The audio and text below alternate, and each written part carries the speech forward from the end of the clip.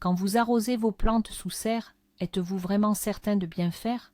Chaque jardinier prend avec soin son arrosoir ou son tuyau, rêvant déjà de tomates juteuses et de concombres croquants. Mais que diriez-vous si je vous annonçais que votre arrosage si généreux pourrait en fait être la cause de maladies et d'une récolte décevante, qu'un seul geste malheureux pourrait réduire à néant tous vos efforts? Aujourd'hui, nous allons vous dévoiler 5 secrets d'un arrosage parfait en serre, des pratiques que beaucoup ignorent encore. La maîtrise de ces règles vous transformera d'un simple amateur en un véritable gourou du jardinage sous serre. Restez avec nous jusqu'à la fin et vous comprendrez pourquoi il ne suffit pas d'arroser sans réfléchir. Mettons les choses au clair tout de suite. Une serre, ce n'est pas qu'un simple potager sous abri. C'est un écosystème fermé avec son propre microclimat. Contrairement au plein air, il n'y a pas le vent pour assécher les feuilles, ni la pluie pour lessiver le sol.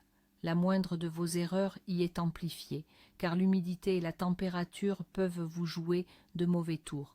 C'est pourquoi l'approche de l'arrosage sous serre doit être radicalement différente. Alors, voici le secret numéro 1. Le temps est votre allié le plus précieux. Et c'est précisément là que se cache l'erreur la plus fréquente commise par de nombreux jardiniers. Beaucoup ont l'habitude d'arroser leur serre le soir, après une journée chaude. Cela semble logique, n'est-ce pas? Le soleil s'est couché, on peut tranquillement rafraîchir les plantes, mais en réalité, c'est une très mauvaise idée, voire un piège. Voyons pourquoi. Imaginez, vous avez généreusement arrosé vos plants de tomates, l'eau a été absorbée par le sol, mais l'air à l'intérieur de la serre fermée est resté extrêmement humide.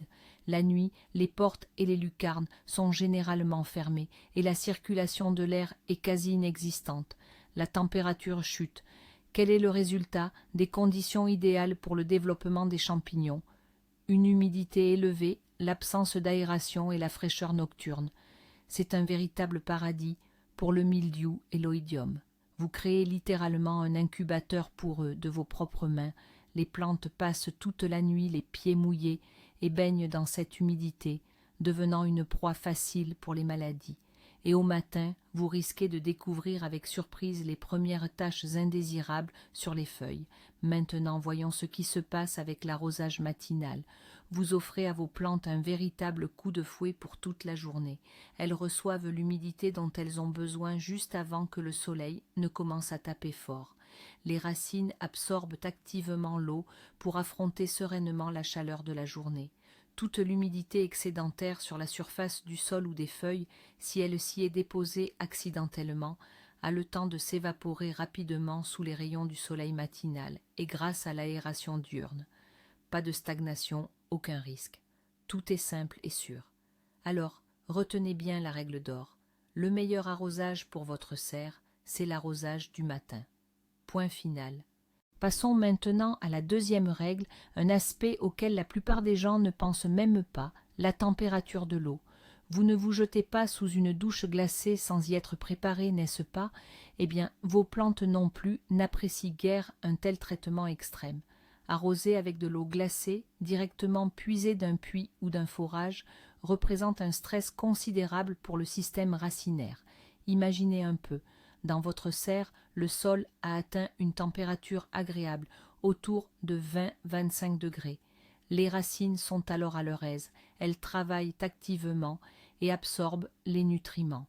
Et là, vous versez sur elles un seau d'eau à 5-10 degrés.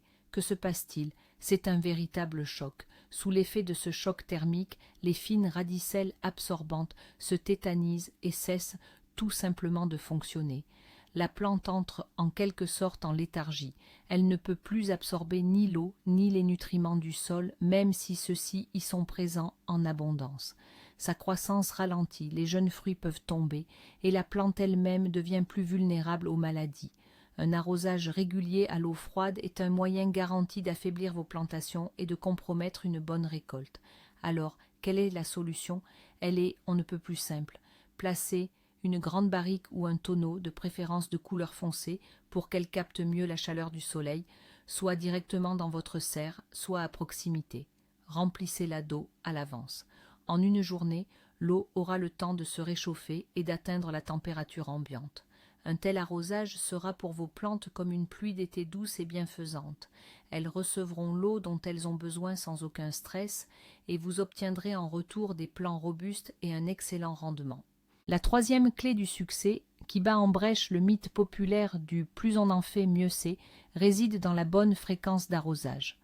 Beaucoup de jardiniers amateurs, surtout les débutants, partent du principe que l'amour se manifeste par l'attention, et l'attention par un arrosage quotidien.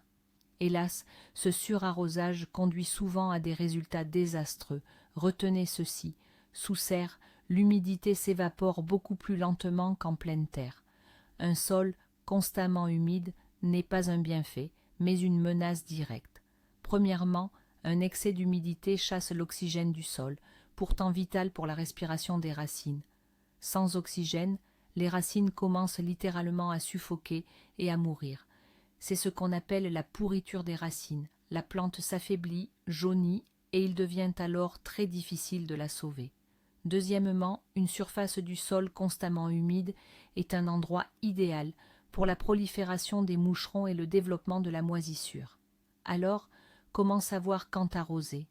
Oubliez les plannings stricts du type arrosage les mercredis et samedis. Tout dépend de la météo, de la taille des plantes et de leur phase de développement. Il existe une méthode simple et fiable, celle de nos grands-parents. Il suffit d'enfoncer votre doigt dans la terre sur une profondeur de 5 à 7 cm. Ne vous contentez pas de toucher la surface, mais plongez bien votre doigt en profondeur, juste à côté de la tige, sans toutefois la coller. Si à cette profondeur la terre est sèche et s'effrite, alors il est temps d'arroser. Si elle est humide et colle à votre doigt, alors rangez l'arrosoir pour un jour ou deux encore. Ce test simple est plus précis que n'importe quel planning, car il vous permet de vous fier aux besoins réels de vos plantes. Et voici le quatrième secret, un secret crucial qui impacte directement non seulement la santé, mais aussi la saveur de vos récoltes, la qualité de l'eau que vous utilisez. Oui, croyez-le ou non, toutes les eaux ne se valent pas, et ce que vous donnez à boire à vos plantes est d'une importance capitale. Comparons deux sources principales, l'eau du robinet et l'eau de pluie. L'eau du robinet, ou celle provenant d'un puits, est généralement dure et froide. Dure signifie qu'elle contient une forte concentration de sels de calcium et de magnésium dissous. Avec des arrosages réguliers, ces sels s'accumulent dans le sol, modifiant son pH. Le sol devient alors plus alcalin, ce qui a pour effet de bloquer l'assimilation de microéléments essentiels pour les plantes, comme le fer et le manganèse. La plante se retrouve ainsi sous-alimentée, même si le sol est riche en nutriments. De plus, l'eau du robinet contient souvent du chlore, une substance néfaste pour la microflore bénéfique du sol. Passons maintenant à l'eau de pluie. C'est un véritable élixir naturel pour les plantes. Elle est douce, sans excès de sels minéraux. Son pH, légèrement acide, est idéal pour la plupart des cultures potagères, et notamment pour les tomates. Cette eau permet aux racines d'assimiler les nutriments du sol de manière optimale. Alors, que faire si les pluies se font rares? La solution est simple et nous l'avons déjà évoquée. Laissez l'eau reposer. Remplissez un tonneau ou un grand récipient d'eau du robinet et laissez-la reposer pendant au moins 24 heures, idéalement 48 heures. Durant ce laps de temps, la majeure partie du chlore s'évaporera, les sels se déposeront partiellement au fond et l'eau atteindra naturellement la température ambiante. En substance, vous transformez une eau ordinaire en un véritable breuvage bien plus bénéfique et sûr pour vos plantes. Croyez-moi, la différence sera flagrante. Et maintenant, le secret le plus important, celui qui sépare une récolte abondante d'une déception totale. Prêt? Jamais, vous m'entendez? Jamais vous ne devez arroser vos plantes de serre par le dessus, sur les feuilles. Ce n'est pas la douche rafraîchissante que l'on pourrait croire. C'est une invitation directe aux pires ennemis de votre récolte. Analysons cette erreur en détail. Premièrement, les brûlures. Chaque goutte d'eau laissée sur une feuille par une journée ensoleillée se transforme en une minuscule lentille. Les rayons du soleil, en la traversant, se focalisent et brûlent purement et simplement la tendre verdure, laissant d'affreuses taches brunes. La plante dépense alors son énergie non pas à produire des fruits, mais à cicatriser ses plaies. Mais ce n'est pas le pire. Le plus grave arrive ensuite. Rappelez-vous qu'une serre est un endroit chaud et humide avec une circulation d'air limitée. Lorsque vous mouillez le feuillage, vous créez un environnement idéal, un véritable hôtel 5 étoiles pour les maladies fongiques, surtout pour le mildiou. Ces spores adorent ce milieu. Elles germent sur les feuilles humides et, en quelques jours, peuvent anéantir tout votre travail. Vous ouvrez littéralement les portes à l'infection de vos propres mains. Alors, comment faire correctement? Votre objectif est d'amener l'eau directement aux racines. C'est là qu'elle est nécessaire, car la plante boit par ses racines, pas par ses feuilles. Pensez à vous comme à un tireur d'élite, et non comme à un artilleur qui tire à l'aveugle.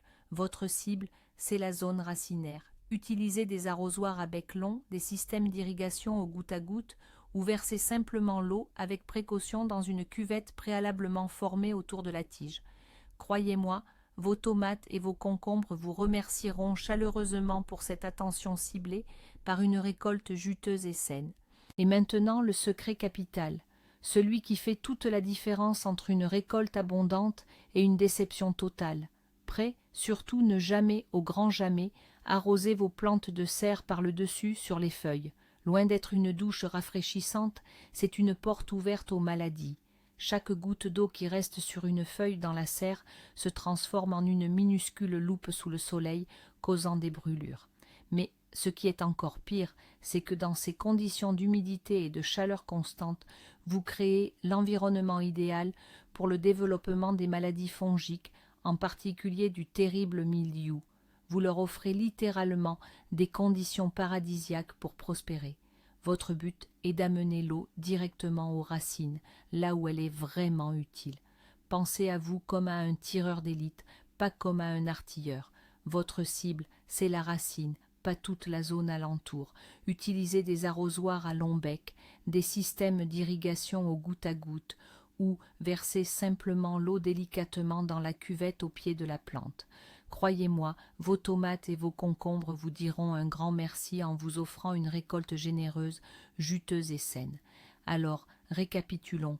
Le bon moment, l'eau tiède, la vérification de l'humidité du sol, une eau de qualité et, le plus important, un arrosage strictement au pied. Voilà les 5 piliers sur lesquels repose la santé de votre serre. Merci d'avoir regardé cette vidéo jusqu'au bout. J'espère que ces conseils vous ont été utiles. Si vous avez appris quelque chose de nouveau, mettez un pouce bleu et abonnez-vous à la chaîne pour ne pas manquer d'autres astuces de jardinage. Et maintenant, une question pour vous. Quel secret d'arrosage utilisez-vous de votre côté? Ou peut-être avez-vous déjà commis l'une de ces erreurs par le passé? N'hésitez pas à partager votre expérience dans les commentaires, discutons-en.